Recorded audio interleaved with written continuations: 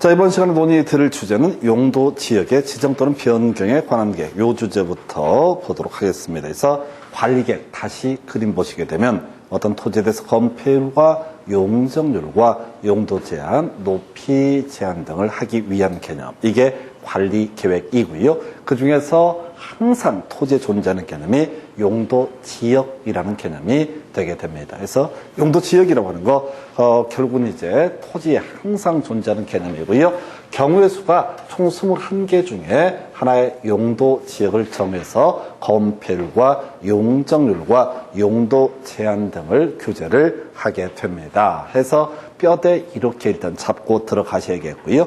자, 그래서 결국은 전국의 토지라고 하는 것은 21개 중에 어느 하나의 등급을 갖게 된다. 이런 논리 구조예요. 그래서 이게 개수가 왜 21개냐 하다 보니 21개입니다. 저는 16개 했던 적도 있었어요. 그래서 이게 왜 21개 이런 게 아니라 그냥 21개일 뿐이다 하다 보니까 이렇게 돼 있어요. 그래서 자, 일단은 기본 구조. 이건 관리계획이다 보니까 우리 앞에서 관리계획 총론에서 논의했던 거 입안에서 결정하는 과정 등을 통해서 21개 중에 하나의 등급을 지정을 하게 된다. 그럼 제일 먼저 뭘 해야 돼요? 기초조사라고 하는 거. 그럼 여기서 21개 중에 어느 하나에 해당이 될 것인지를 판단을 해서 그 하나의 용도 지역을 주민의 의견 듣고 지방의 의견 들어서 입안 협의심을 거쳐서 결정 고시를 하게 된다. 이 절차를 우리가 도시군 관리계획 결정 절차라고 보통 얘기를 하게 됩니다. 그래서 용도지역은 21개 중 하나를 지정을 하게 되는 것인데 절차는 도시군 관리계획 입안 결정 절차에 따르게 된다. 이렇게 뼈대를 삼게 됩니다. 자, 그래서 이 기본 구조고요. 그래서 이제 용도지역의 종류를 이제 보시게 될 텐데, 요거는 기초 중의 기초입니다. 그래서 이거는 앞으로 부동산에 관한 얘기를 할 때는 무조건 용도지역 얘기가 전제가 돼야 돼. 옛날에 법을 모르던 시절에는 용도지역을 얘기하는 게 몇 평이냐 이걸 물어보거든. 땅 좀 갖고 있다면 몇 평인데 몇 평이 중요한 게 아니에요. 용도지역이 훨씬 더 중요합니다. 제 시골에 한 800평 땅 갖고 있거든요. 아무 쌀 데가 없는 땅이에요. 그 땅은 자연환경 보전지역. 그때 뭘 하겠어요. 아무것도 못하지. 그래서 결국은 100평이든 50평이든 30평이든 만약에 가장 비싼 땅인 중심 상업적이다. 그럼 얘기 다 끝난 거예요. 그 자체로 평당 명동 같은 데는 억대가 넘으니까. 그래서 용도지역이 가장 중요한 의미를 갖게 된다. 그래서 용도지역 21개라고 그랬는데 크게 4개 카테고리, 중심축은 3개였어요. 그래서 도시지역이라고 하는 거, 인구와 산업이 밀집되어 있거나 밀집이 예상돼서 앞으로 개발을 하자는 지역. 나중에 이 아이는 16개로 세분되게 됩니다. 그 다음에 농림지역이라고 하는 걸 길어서 시험에 안 나와요. 농림업의 진흥과 산림보존. 짧은 것 같은데 왜? 원래는 워낙 길어요. 워낙 길어서 아예 제가 다 쳐버렸어요. 시험에 안 나오니까.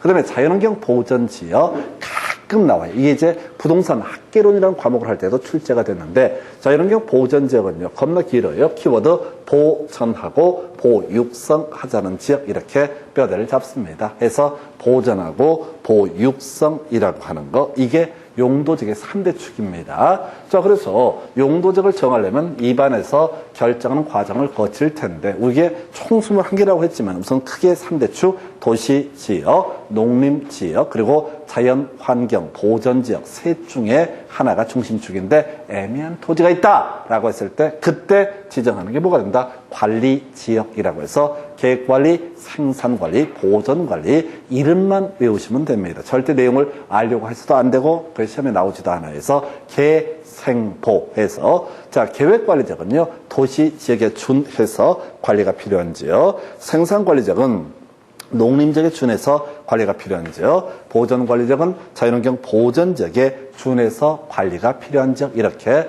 뼈대를 잡게 됩니다. 그래서 요렇게 논의를 해보겠고요. 자, 이제 그래서 다시 계생보라고 하는 거, 다시 관리지역은 계생보라고 하는 거 한 번에 안 외워져요. 이거는 그냥 1년 내내 용도지역 이름에 익숙해지셔야 됩니다. 계생보라고 해서 요렇게. 그럼 관리지역 3개다가요 농림지역, 자연환경 보전지역 하면 여기서 5개가 나와요. 그리고 도시지역은 이제 보시다시피 16개로 세분이 되게 됩니다. 그래서 도시지역에 관한 주제 보겠습니다. 자, 앞에서 우리가 그런 얘기 했었죠. 자, 용도 지역이라고 하는 거, 건폐율, 용적률 외에 건물의 용도 등을 규제하기 위해서 바로 용도지역을 정한다. 그래서 주거지역은요, 주로 주택 위주로 건물 지어라. 상업지역은 주로 상가 위주로 건물을 지어라. 공업지역은 공장 위주로 건물을 지어라. 그리고 녹지지역은 상대적으로 개발하지 마라. 라는 의미를 가지고 있는 땅에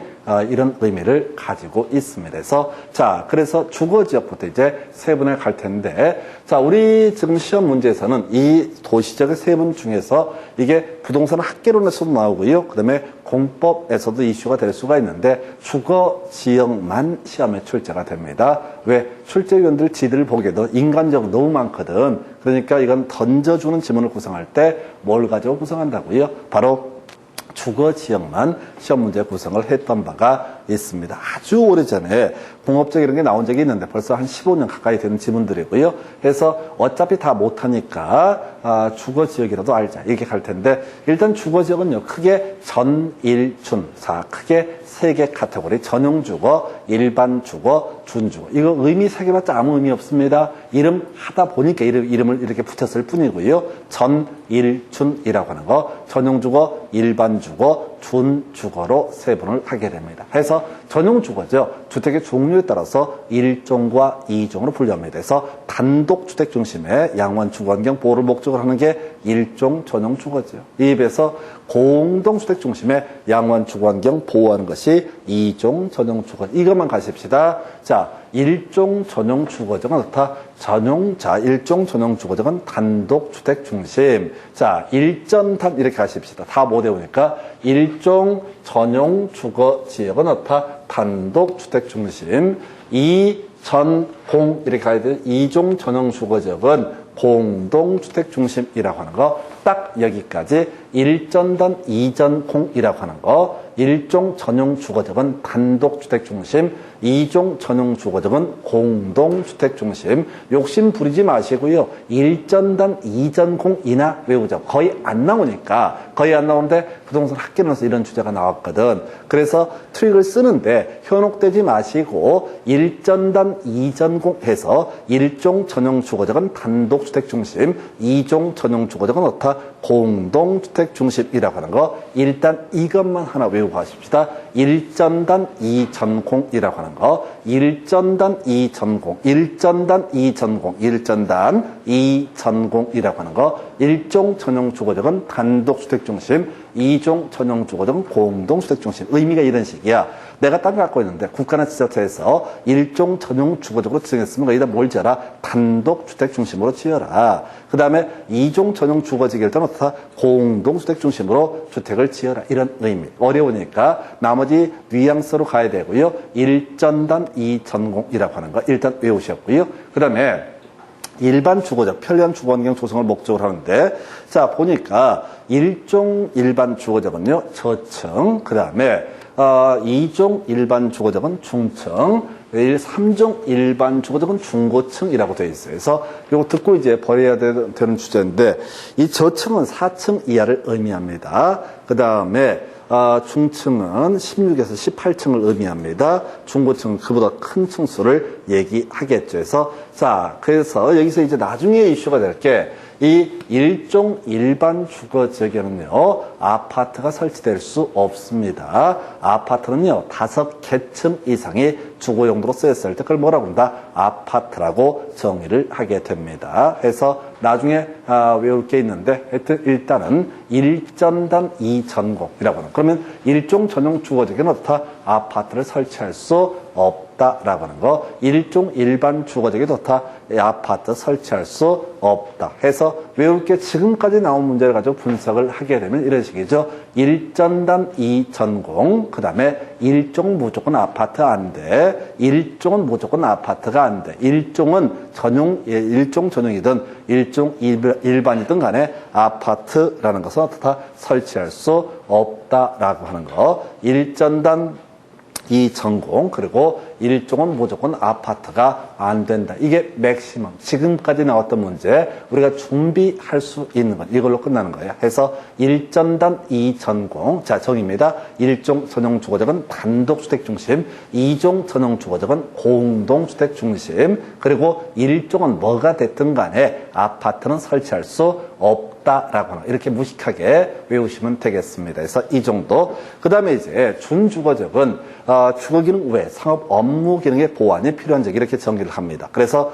주거 용도로 쓸 수 있고 상업 용도로 쓸 수 있는 것을 준주거지역. 한 번에 못 외우십니다. 그냥 되는 데까지 한번 해보는 거야. 1전단 2전공. 1종은 아파트 한 대 해서 이렇게 보셨고, 공업지역부터 먼저 가볼까요? 공업지역 전, 일, 준 순서로 되어 있습니다. 전용 공업지역, 일반 공업지역, 준 공업지역. 해서 자, 지금 보니까 전용 공업지역 주로 중화공업, 일반 공업지역 환경을 저해하지 않는 공업, 준 공업지역은 경공업 외에 주거 상업 기능의 보완이 필요한 지역 이렇게 정의를 하고 있습니다. 어려워요? 자, 제가 오늘 아마 공부할 내용 중에서 제일 짜증나는 게 이 파트예요. 왜? 보면 뭐 대충 이해가 되는데 시험 문제에서 이게 줄줄 외울 수는 없어요. 이게 1년 하셔도 잘 안 됩니다. 가장 어려운 게 토지의 종류, 용도, 지역이라는 개념. 그래서 전, 일, 준 이런 순서고요. 상업지역은요. 가장 번호한 지역이 중심 상업지역, 그보다 조금 처지는 지역이 일반 상업지역. 그 다음에 이제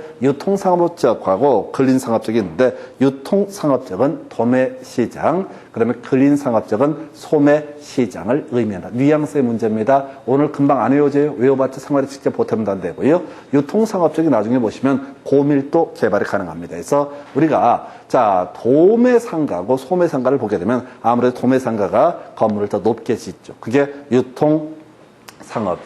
이에 비해서 근린상업지역은 동네의 소매, 재래시장을 생각을 하시면 좋겠습니다. 해서 이 정도. 그럼 녹지, 자, 생, 포 나와 있죠? 자연 녹지, 생산 녹지, 보존 녹지에서 자, 우리가 앞에서 관리지역은요, 개, 생, 포 이렇게 갔었죠? 녹지지역은 자, 생, 포라고 해서 도시지역 16개 중에서 가장 규제가 센 건 보존 녹지가 되게 됩니다. 관리지역 3개 중에서 가장 규제가 센 건 보존 관리지역이 됩니다. 그리고 21개 용도지역 중에서 가장 규제가 센 땅은 뭐가 된다? 자연, 환경, 보존 지역이라고 하는 거 이렇게 해석을 하게 됩니다. 자연환경 보전 지역이라고 하는 거 해서 뒤에서 한번 정리할 텐데 미리 자 21개 중에 가장 규제가 센 땅은 뭐가 되고 자연, 환경, 보전 지역이라고 하는 것이 있게 될 것이고 두 번째 이슈 관리지역 셋 중에서 가장 규제가 센 땅은 자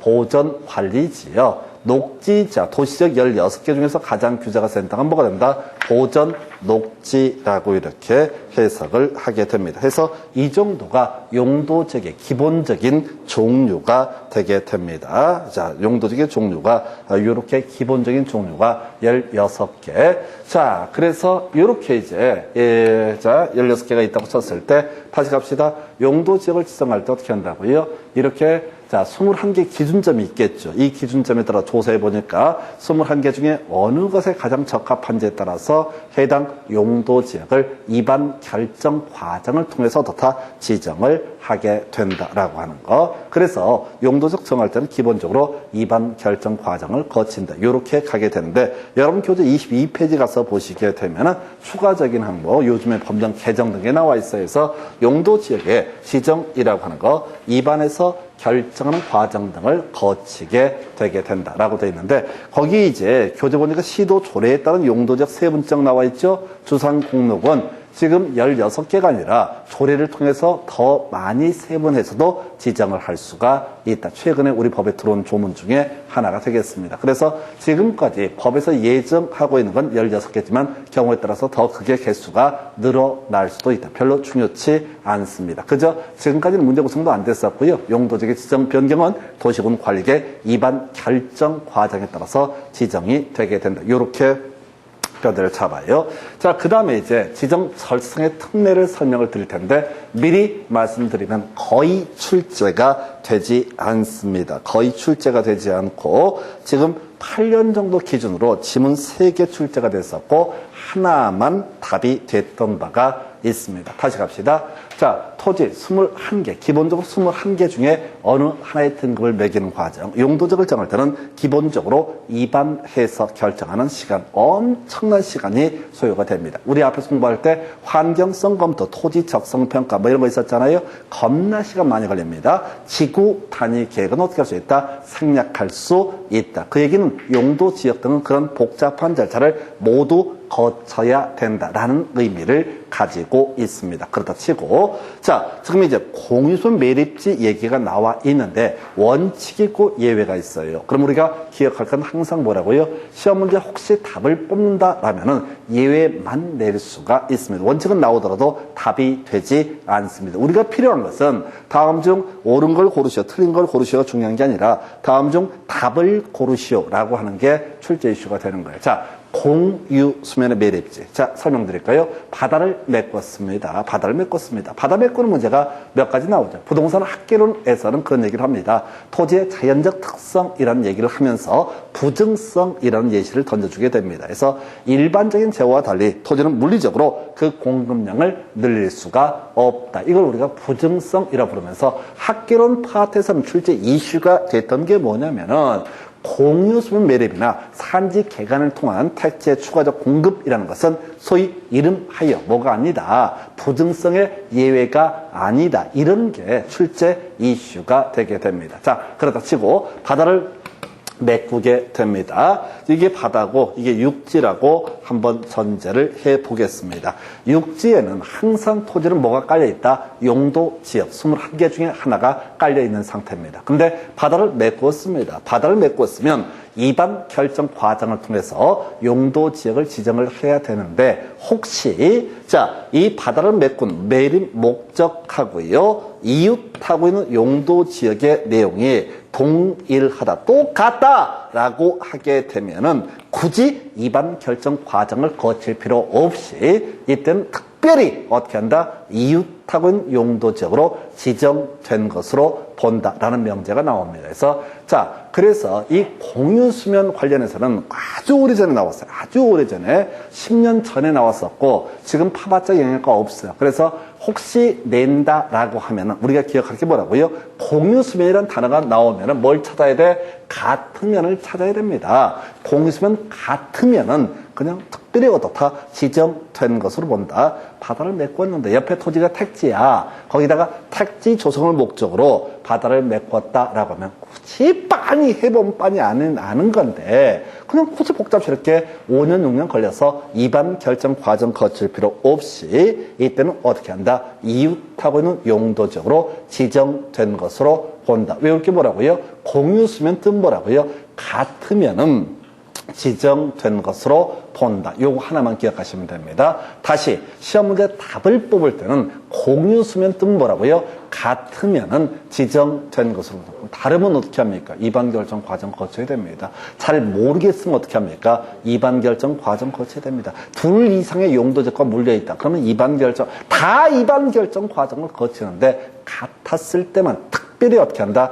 이웃하고는 용도적으로 지정된 것으로 본다. 자, 하도 이건 출제가 안 되기 때문에 뭐라고 얘기할 수 없는데 요즘에 하여튼 중구난방으로 출제하니까 일단 공유수면 뜻 뭐라고요? 같으면 지정된 것으로 본다. 외우실 게 뭐라고? 시가화 조정구역 뜻 뭐야? 신고해야. 이게 포인트가 되듯이 공유수면 뜻 뭐라고요? 같으면은 지정된 것으로 본다. 지금 제가 설명드리는 게 너무 양이 많아요. 공법은 더럽게 양이 많아. 그래서 10년 사이에 한 번이라도 기어 나오면 설명을 드릴 수밖에 없어. 왜? 문제를 아주 미친놈들처럼 내니까, 대중 없이 내니까 환장하겠어 그냥. 그래서 우리 학원이 먹고 삽니다. 이게 맨날 내는 것만 내게 되면은 너무 쉽거든. 그래서 공법이 제일 어려워요. 그래서 공유수면 뜻 뭐라고요? 같으면. 단군이 나라 만들고 나서 답을 뽑았던 주제 공유수면 뭐라고요? 같으면. 원칙은 틀리든 맞든 답이 안 돼요. 예외, 특례 조항, 공유수면 같으면 어떻다? 지정된 것으로 본다. 이런 게 하나가 나와 있고요. 농림지역은 중요치 않고요. 자, 택지개발지구라고 하는 거 도시적 결정고시 의제라고 되어 있습니다. 자, 여러분 교재 보시면 몇 페이지? 23페이지에 거기 도시적으로 결정고시된 것으로 본다 해서 개수가 하나, 둘, 셋, 넷, 5개쯤 나와 있습니다. 원래 더 길어요. 내용은 똑같은데 엄청 길어요. 근데 밑줄 그어진 게 뭐야? 택지개발지구. 단군이 나라 만들고 나서 답은 뭐만 갖고 뽑았다? 택지개발지구만 가지고 출제가 이루어졌습니다. 자, 한번 요건 설명을 드려볼까요? 자, 설명 드려봤자 크게 의미는 없는데 한번 해보겠습니다. 어떤 지역이 택지개발지구다. 이번에 신도시 만들기 위해서 택지개발지구를 지정을 했습니다. 그러면 개발할 수 있나요? 했을 때 만약에 국토계획법이라는 법이 없다라면 개발할 수 없습니다. 개발할지 못할지는 알아봐야 돼. 뭘 봐야 되면 용도 지역을 봐야 됩니다. 현재 용도 지역이 예를 들어서 자연환경 보전 지역이라고 한번 전제해 보겠습니다. 그럼 이 땅 개발할 수 있다 없다? 개발할 수 없다. 개발하면 용도 지역을 뭘로 바꿔야 돼? 도시 지역으로. 몇 년씩 걸려서 용도 지역을 바꿔줘야 됩니다. 자, 그런데 여기다 신도시 만들자고 택지 개발 지구를 지정을 했다 하십시다. 그러면 개발할 수 있다 없다? 이 법이 없다라면 다시 택지개발지구 파트를 용도지역을 도시적으로 바꿔줘야지 어떻게 할 수 있다? 개발할 수 있다. 이런 해석이 가능해지게 됩니다. 근데 용도지역 한번 바꾸려면 몇 년씩 걸리거든요. 그래서 우리 법에서는 빨리빨리 신도시 만들어야 되니까 특별히 이 지역은 뭘 본다? 도시지역으로 결정, 고시된 것으로 본다. 절차를 다 생략할 수 있다. 이렇게 가는 거예요. 자, 근데 이건 출제를 더 이상 하지 못합니다. 이건 출제하면 출제 오류예요. 법에 써 있는데 그래도 오류예요. 왜? 이런 경우 있거든요. 택지개발지구가 지정이 됐다 하십시다. 앞으로 이 아이의 운명은 둘 중에 하나입니다. 중간에 나가리가 되거나 신도시가 만들어지거나 둘 중에 하나예요. 요 근래 부천 광명, 이명박 정부 시절이니까 상당히 오래됐는데 벌써 10년 가까이 됐는데 이명박 정부 시절에 부천 광명 지역에 연접하고 있는 그 지역에다가 자, 분당급의 신도시를 만들겠다라고 개뻥을 쳤습니다. 안 됩니다. 거기는. 안 되는 이유는 다른 거 아니고요. 너무 땅값이 올라버렸지 이미. 이명박 정부 시절에도 이미. 그럼 정부에서 그거 모르고 지정했겠어요? 알아요. 개뻥 치는 겁니다. 요걸 문재인 정부에서 신도시 몇 개 발표했잖아요. 그건 진짜 합니다. 왜? 땅값이 싸니까. 싸니까. 이론적으로 개발이 가능해요. 그러니까 이제 그동안 그린벨트 이런 걸로 묶어놨다가 땅값이 현재 싼 상태라고. 그러니까 거기 밀어버리고 수용하고 신도시 만들어도 타산이 맞아요. 근데 부천 광명 같은 지역에서 신도시를 개발하잖아요. 그럼 평당 수용가가 500만 원, 600만 원 된다고. 그럼 택지 조성비가 거의 1000만 원이 넘어서게 된다고. 그럼 아파트 분양하면 평당 분양가 2천, 3천, 4천 이렇게 돼버린다고. 그냥 신도시를 만들 메리트가 아무것도 없는 거야. 국가 차원에서. 근데 시민들이 불안해하니까 집값 급등하는 문제를 두려워하니까 그 당시에 알면서도 지정하는 거야. 알면서 지정하면 어떻게 되냐? 그 지역 주민들이 막 결사 반대 시위해. 알아, 안 할 것도, 안 할 것도 알아. 그냥 서로 짜고 치는 고소비야. 그래서 이제 그 주택에 대한 건설 경기에 대한 두려움이 사라질 때쯤 없던 일로 하자라고 해제를 해버립니다. 지금 뭔 얘기하고 있어요? 택지 개발 지구가 지정되면 특별히 도시 지역으로 결정 고시된 것으로 본다. 일단 공부하셨어요. 이방 결정 과정 생각할 수 있다. 근데 이제는 그런 시험 못 낸다. 왜? 택지 개발 지구가 지정되면 두 가지 중에 하나라고요. 나가리. 이명박 정부에서 광명, 부천 이 지역이 나가리가 되듯이 나가리가 되거나 혹은 진짜 신도시가 만들어지거나 뭔 얘기를 하려고 하냐면 자, 진짜 신도시, 나가리가 먼저 됐다 하십시다. 그러면 이 지역을 잠깐 택지 개발 지구는 특별히 뭐로 본다? 도시 지역으로 결정 고시된 것으로 봤었지요? 이반 결정 과정을 생각하고 특별히 도시적으로 의제를 해버렸다고. 근데 이게 나가리가 되면은 용도 지역 과거로 환원돼야 되겠죠? 택지 개발 지구 지정에 따른 법적 효과 때문에 도시적으로 의제를 했으니까 신도시 만든다라고 했던 거 나가리 시키게 되면은 다시 원점으로 돌아가야 된다고 용도적 환원되게 됩니다. 두 번째, 만약에 신도시를 다 만들었다 하십시다. 그러면 이때는 용도지역이 환원될 이유가 있다 없다? 없다라고 하는 거. 그러니까 지금 뭔 얘기하냐면 택지개발지구는 특별히 도시적으로 결정 고시된 것으로 본다가 있다고 치고, 그러면 여기는 도시적으로 본다라는 표현을 함부로 출제하면 출제 오류예요. 왜? 나가리가 되는 경우가 있거든.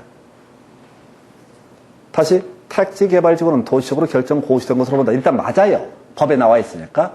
근데 이게 나가리가 되면 도시적으로 의지한다는 명제가 앞뒤가 안 맞잖아요. 다시 과거로 환원돼야 되니까. 그래서 이 파트에서 출제하는 포인트는 딱 한 가지예요. 완료가 되면 나가리가 된다 안 된다? 안 된다 라고 하는 거.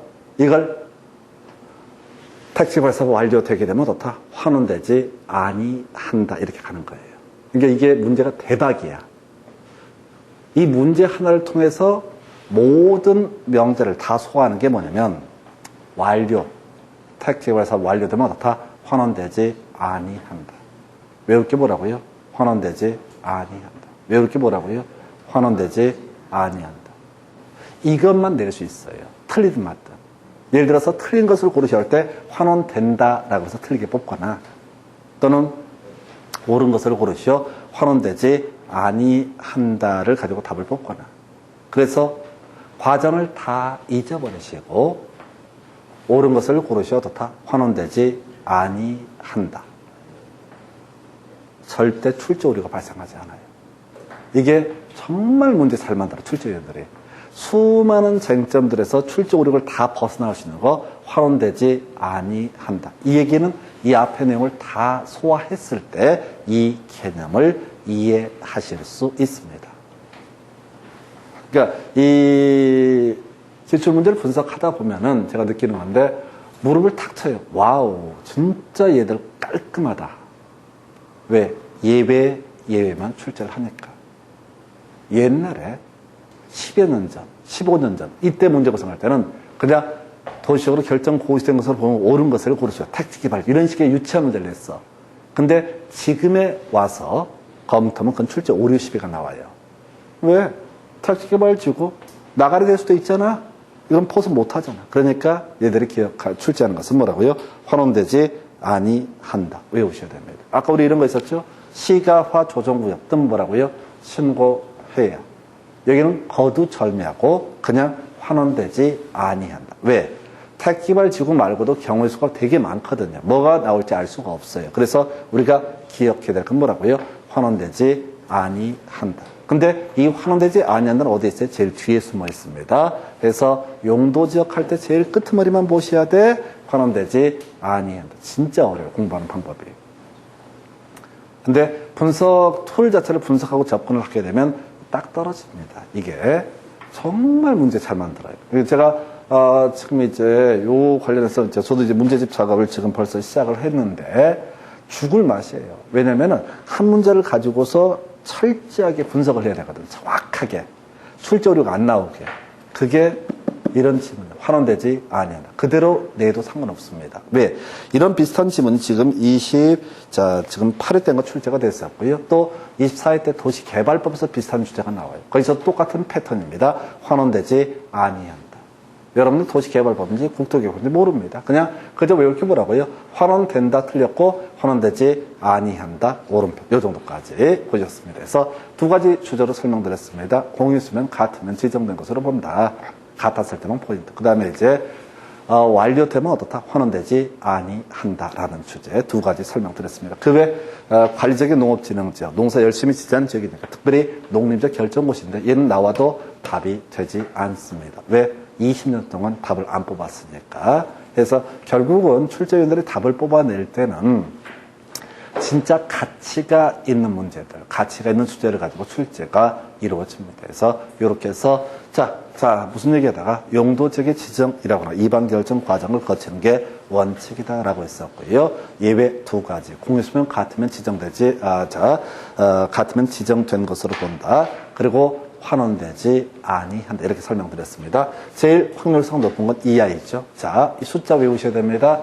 자, 이 건폐율 용적률의 최대 한도를 따져보는 문제는 거의 도배합니다. 그래서 이 문제는 무조건 맞춰야 되고요. 솔직히 말씀드리면 수험생들이 이걸 맞출 가능성은 그렇게 높지 않습니다. 왜? 안 하거든. 대충 보면 알 것 같으니까. 제가 참고적으로 14회 시험 볼 때 저도 틀렸습니다. 강사인데. 왜? 헷갈리거든. 물론 저는 다른 이유가 있어서 그냥 찍고 넘어갔어요. 아니, 점수 나는 합격할 거니까. 아니, 공법은 무조건 점수가 나오니까 그 당시에. 다른 과목을 찍어야 되는 상황이고, 공법 시간은 할애할 시간이 없어요. 어차피 시험은 뭐 공법에서 100점 만다고 해서 특별히 자격증 주는 게 아니거든. 그럼 제가 약한 과목을 이제 연구를 해야 되니까, 그때 패스하고 넘어갔어요. 어차피 틀렸어. 근데 실질적으로 수험생들 많이 틀려요. 이 건폐율 용적률은 약 2년에 한 문제고요. 이렇게 통계적으로 많은 출제가 되는 주제는 거의 없습니다. 무조건 맞춰야 될 주제가 건폐율 용적률의 최대입니다. 자, 그래서 자, 우리 용도 지역 다시 가겠습니다. 주거 지역 5, 6, 6, 5, 7부터 시작해 볼까요? 우리 주거 지역은 전, 일, 준 이런 순서로 돼 있었죠. 그래서 자, 1종 전용 주거지역과 2종 전용 주거. 건폐율 50% 이하, 50% 이하. 1종 일반 주거, 2종 일반 주거 60%, 60%, 3종 일반 주거 50%, 준 주거적 70%에서 길거리 가시다 금방 외워요. 5, 6, 6, 5, 7 이렇게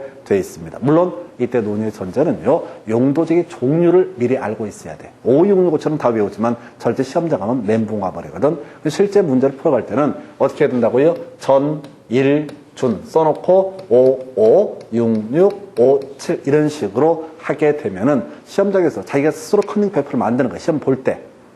근데 머릿속으로 이거 암기하면 헷갈려 버려요. 그래서 5, 6, 6, 5, 7이라는 게 먼저 주거지역 6개가 되겠고요. 상업지역은 가장 번원 지역, 중심상업지역, 그 다음에 일반 상업지역, 유통상업지역, 근린상업지역. 자, 해서 9, 8, 8, 7 이렇게 되어 있습니다. 9, 8, 8, 7이라고 하는 거. 공업지역은요, 7, 7, 7이라고 되어 있어요. 전일준 다, 셋 다, 7, 7, 7 이렇게 되어 있습니다. 그래서 5, 6, 6, 5, 7, 9, 8, 8, 7, 7, 7, 7이라고 되어 있고요. 녹지지역, 둘둘둘이라고 되어 있습니다. 그리고 도시지역 외지역이라고 제가 타이틀을 붙여놓는데 관리농림 자연환경 보호전적을 묶어서 부를 때 도시지역 외지역이라고 정의하고요.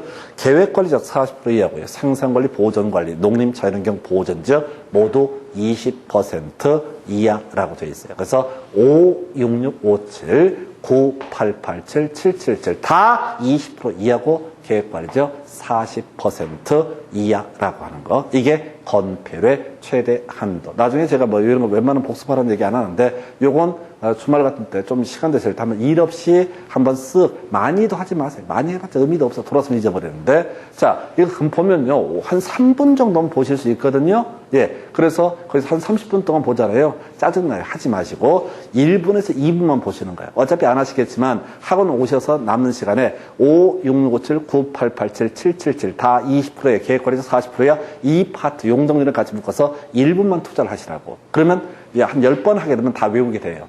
근데 한 번에 빡시게 한다고 만약에 10분을 투자하잖아요. 아무 의미가 없어요. 요거는 반복의 힘이에요. 5, 6, 6, 5, 7, 9, 8, 8, 7, 7, 7, 7 다 20% 이하. 계획관리적 40% 이하라고 할 거. 이게 건폐율의 최대 한도. 두 번째, 용적률의 최대 한도라는 개념을 보게 되면은 자, 용적률은요, 주거지역부터 시작합니다. 100%, 150, 200, 250, 300, 500. 그러니까 100% 시작해서 50씩 더해 가다가 준주거지역, 상업적 요소가 큰 지역에서 200을 더해서 100%, 150, 200, 250, 300, 500 이렇게 가게 됩니다. 상업지역이요. 1500, 1300, 1100, 900에서 중심 일반 유통권리에서 200씩 까 내려가는 그런 구조가 되겠습니다. 공업지역은요, 300, 350, 400, 녹지는 100, 180. 그래서 외울 결론이 도시 지역 16개 중에서 건폐율 용적률 등을 검토해 봤을 때 가장 규제가 센 땅은 뭐가 된다?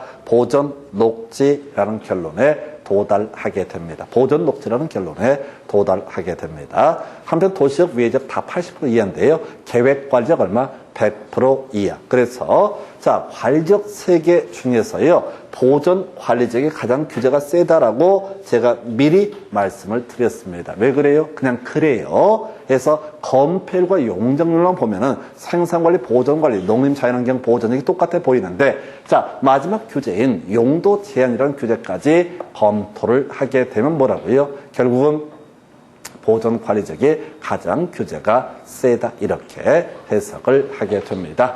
자, 그 다음에 농림지역, 자연환경 보존지역 중에서 28집 같은데 21개 중에서 가장 규제가 센 땅은 뭐가 된다? 바로 21개 중에 가장 규제가 센 땅은 자연환경보존지역이라고 하는 거. 자, 그래서 이 건폐율과 용적률이라는 숫자는 거의 2년에 한 문제꼴로 출제가 됩니다. 용도적인 쟁점 많고 설명드릴 거 많은데 실제 출제되는 비중 통계를 보게 되면 바로 건폐율과 용적률 문제, 이건 그냥 무조건 맞추라는 문제라고 해석을 하셔야 됩니다. 그런데 실제 아까 저 학원 강사였던 저도 이게 틀렸던 적이 있을 정도로 시험 보실 때 상당히 당황해요. 그래서 무조건 써보셔야 돼. 어떻게? 자, 시험지를 받게 되고 건폐율 용적률 문제가 나오면 5, 6, 6, 5, 7, 전일준 이런 순서로 9, 8, 8, 7, 7, 7, 7, 다 20%의 계획관리적 40% 이런 식으로 진짜 써보면 실수를 안 해요. 근데 시험 문제를 보실 때 마음이 급하니까 자꾸 머릿속으로 외우려고 하면은 이게 회로가 꼬여버립니다. 막 짜증이 지들어 나요. 상업지역. 자, 용적률은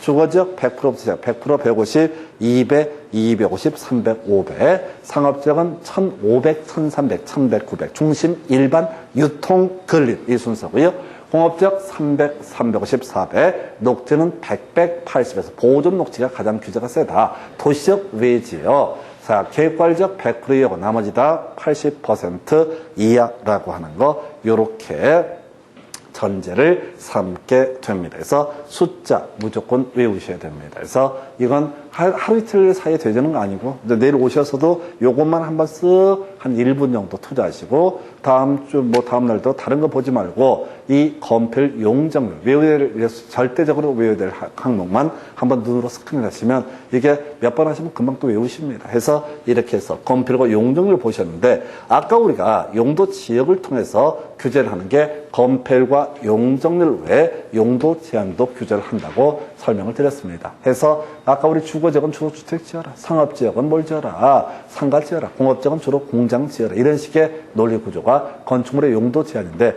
이거는 뒤에서 문제 다음 시간에 한번 스크린 할 텐데 못 풀어요. 사람이 풀 수 없는 문제입니다. 왜냐하면 21개 용도 지역에 따라서 허용되는 건물의 종류를 A4 용지 2페이지거든요. 그걸 사람이 외워서 풀 수는 없고 그냥 틀리라고 내는 문제입니다. 그래서 국토기획법이 공법 중에 12문제가 출제가 되는데 8문제가 이론상 최대치로 보셔야 돼. 한 4문제는 죽으란 문제. 그 중에 하나가 용도 지역에 따른 건축물의 용도 제한 문제. 용도 제한 문제는 절대로 책을 들고 법조문 집을 들여도 찾기조차도 곤란해요. 그런데 공법에서 그따위 문제를 구성을 하니까 그건 비우고 가실 주제. 뒤에서 문제 가지고 한번 스크린을 할 텐데 큰 의미는 없고요. 결국은 이 용도 지역을 통해서 건폐율 용적률이라는 숫자 외에 뭐도 있다? 용도 제한이라는 개념도 있다. 자, 그래서 용도 제한이라는 개념을 논하려면 건물의 종류라는 개념이 있게 됩니다. 이건 이제 건축공부할 때 공부를 할 텐데 건축물은 자, 우리가 토지의 종류를 용도 지역이라고 봤을 때 건물의 종류라고 하는 거 건축물의 용도라고 해서 이게 30개 그룹 9개 또 그룹으로 분류를 하게 됩니다. 이걸 외울 수는 없고요. 나중에 한번 할 시간이 있을 텐데 오늘은 아닐 테고 결국은 용도 지역을 통해서 어떤 주제? 바로 건축물의 용도 제한이라는 것도 있다. 그래서 아까 1종 전용주거적 단독주택 중심, 1전단, 그 다음에 2종 전용주거적은 공동주택 중심 하면서 1종 일반 주거적은 저층이라고 해서 4층 이하만 뽑을 수 있고요. 아파트의 기본 정의는 5개층 이상의 주거용으로 쓰이는 걸 뭐라고 그런다? 아파트라고 정의를 한다. 그래서 어떻다고요? 일종에는 없다. 아파트가 허용되지 않는다. 이거 무식하게 외우셔야 돼. 자, 이 외 항목을 외울 수는 없습니다. 그래서 나왔던 것 중에서 좀 해볼 만한 것. 일종에는 절대로 없다. 아파트가 입지할 수 없다라고 하는 것. 요렇게 해석을 하게 됩니다. 예, 이렇게 보셨고요. 마지막 주제가. 자, 이렇게, 지금 21개 용도 지역에 들어 건폐율과 용적률, 용도 제한의 문제가 나올 텐데, 혹시 용도 지역이 지정되지 않게 되면 가장 규제가 센 지역인 자연환경 보전 지역에 관한 규정을 적용한다. 도시 지역이 16개 중에 어느 하나로 세분되지 않게 되면 어떻다? 보전 녹지 지역에 관한 규정을 적용한다. 관리지역이 셋 중에 하나로 세분되지 않게 되면 어떻다? 보전 자연환경 다시 관리지역 3개로 세분되지 않게 되면 보전 관리 지역에 관한 규정을 적용한다. 요즘엔 잘 내지 않는데 22회 때까지 되게 유행했던 것이 이 주제. 관리지역이 세분되지 않게 되면 어떻다? 보전 관리. 이걸 출제했던 이유를 설명을 드리면 이게 법조문이 1항이 이거예요. 용도 지역이 지정되지 않게 되면 자연환경 보전 지역에 관한 규정을 적용한다. 2항이 도시 지역이 세분되지 않게 되면 보전 녹지. 3항이 관리 지역이 세분되지 않게 되면 보전 관리. 그래서 여기서 한 15년 정도 텀을 가지고 보면 4번 답을 뽑아요. 옳은 것을 고르시오. 보전 관리. 틀린 걸 고르시오. 생산 관리 또는 바로 계획 관리에서 틀리게 옳든 틀리든 답을 과거에 뽑았다. 근데 요즘엔 잘 내지 않고 있습니다. 어찌됐든 간에 그동안 좀 오래됐다 할지라도 이슈가 되는 거 해서 이것들이 갖는 의미는 뭐냐면 21개 중에서 가장 규제가 센 땅은 뭐가 된다? 자연환경보전지역. 건폐율과 용적률과 용도 제한까지 분석을 해보니까 가장 규제가 센 땅은 자연환경보전지역. 도시역 16개 중에서 건폐율과 용적률, 용도 제한까지 분석을 해보니까 가장 규제가 센 땅은 보전 녹지. 관리지역 3개 중에서 가장 규제가 센 땅은 뭐가 된다? 보전 관리. 이렇게 해석을 하게 됩니다. 그래서 이 정도가 오늘 용도 지역에 관한 주제 간단하게 스크린에 드리고 다음 시간에 지문하고 내용들 훑어갈 거예요. 자, 한 번만 간단하게 체크해 보겠습니다. 용도 지역이라고 하는 거 뭘 하자는 거다? 건폐율과 용적률과 용도 제한을 규제하기 위한 개념이고요. 자, 토지가 있으면 무조건 어떻다? 대한민국 토지는 용도 지역은 무조건 가지고 있습니다. 아까 없어도 뭐가 된다? 자연환경 보전 지역. 도시 지역까지만 지정되고 세분을 안 했으면 보전 녹지 지역. 관리 지역까지만 지정되고 세분 지정을 안 했으면 보전 관리 지역. 이런 식으로 해서 토지가 있으면 항상 뭐가 있고 용도 지역이 있고. 그러면 토지의 소유자가 건축물의 건축이라는 개발 행위를 하고자 할 때 모든 토지용 규제 출발점은 어디서부터 시작한다? 용도 지역부터 시작을 하게 됩니다. 해서 용도 지역을 지정할 때는 기본적으로 이반 결정 과정. 해서 지금 기초조사했을 때 21개 중에 어느 하나의 목적이 발견되면 그 해당 용도지역 이반 결정 과정을 통해서 지정을 하게 된다. 뭐 이런 것들이 목적의 예시가 된다. 그래서 무식하게 외울 거 1종 전용주거적 단독주택 중심, 2종 전용주거적 공동주택 중심, 그리고 1종에는 어디든 아파트 설치할 수 없다. 이런 식으로 설명을 드렸었고요. 용도지역을 지정함에 있어서 이반 결정 과정을 거치지 않고 절차상의 특례를 인정하는 사례가 있었다. 공유수면 같으면 지정된 것으로 본다. 거의 안 나오니까 공유수면 뜬 거라고요. 같으면 지정된 것으로 본다. 그 다음에 어려운 거 환원되지 아니한다. 완료 들어가면 어떻다? 환원되지 아니한다. 이 파트는 완료만 넣을 수밖에 없어요. 그래서 완료 들어가면 어떻다? 환원되지 아니한다. 너무너무 어렵습니다. 답만 외우고 하는 게 오히려 어려워요. 과정을 내지 않는다는 거죠. 해서 완료 들어가면 어떻다? 환원되지 아니한다. 그 다음에 건폐율 5, 6, 6, 5, 7, 9, 8, 8, 7, 777 다 20%예요. 계획관리적 40% 이하라고 하는 거. 용적률은요. 주거적 100%, 150, 200, 250, 300, 500. 상업적 중심 일반 유통 근린 순서에 따라서 1500, 1300, 1100, 900. 공업적 전일준 순서에 따라서 300, 350, 400. 녹지는 100, 180에서 보전 녹지가 가장 규제가 세다. 도시적 외지역, 계획관리적 100%이고 나머지 다 80% 이하. 그래서 이걸 건폐율과 용적률, 용도 제한의 규제를 분석을 해보니 이 중에서 가장 규제가 센 땅은 자연환경 보전지역, 도시적 16개 중에서 가장 규제가 센 땅은 보전 녹지, 관리지역 3개 중에서 가장 규제가 센 땅은 보전 관리. 이런 얘기도 과거에 한때 이슈가 됐습니다. 이 외에 이걸 뛰어넘는 용도 제기에 따른 건축물의 용도 제한 이런 얘기는 아까 일종의 아파트 왔는데 이렇게 한두 개 외워서 휴보를 보는 건 별개의 문제로 손을 댈 수가 없다라고 하는 거예요. 그래서 오늘 용도 지역까지 보시고 다음 시간에 용도 지역 관련한 지문 몇 개 체크하고 바로 용도 지구 구역 등 이어서 하겠습니다. 오늘 여기까지 하겠습니다. 수고하셨습니다.